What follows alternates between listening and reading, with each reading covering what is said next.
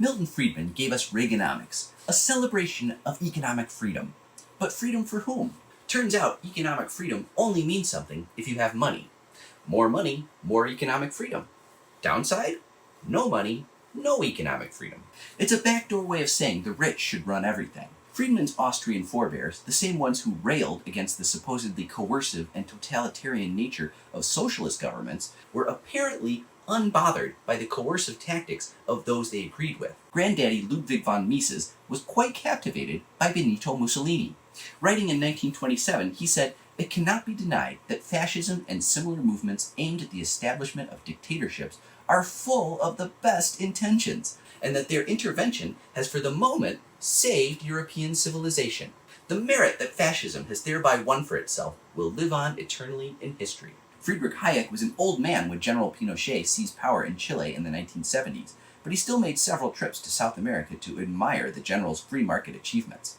He even took his exclusive neoliberal Mont Pelerin Society for a special meeting in Chile. After recommending Chile as a possible model for the UK to Margaret Thatcher, Hayek defended Pinochet in the London Times, saying he had not been able to find a single person, even in much maligned Chile, who did not agree that personal freedom was much greater under Pinochet than it had been under Allende.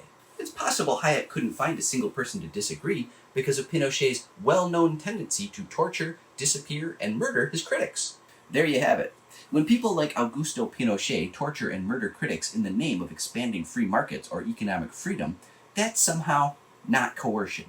It's fine for an elite minority to make decisions for the majority about how markets function or dividing the spoils of our hard work. That is, according to the neoliberal theory, the definition of freedom.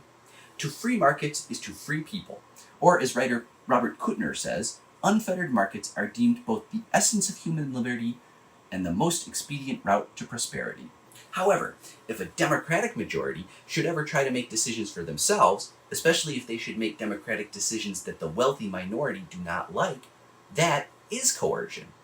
Using majority rule to get what the majority wants, using our political freedoms, is bad.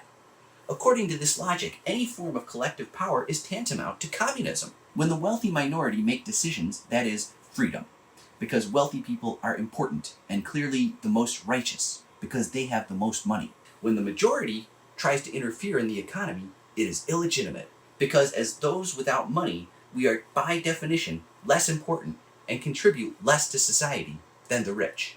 But don't forget that the rich would not be rich without our hard work. If the rich were not able to extract surplus value from our labor, they would have no money or resources to control.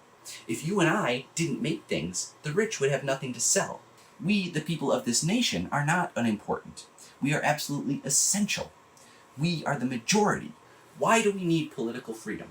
Friedman's belief that taking all restrictions off the marketplace would naturally lead to greater personal freedom is willfully blind.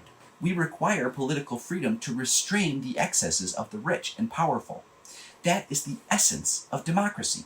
Today, having political freedom means having some say about what we allow multinational corporations to get away with.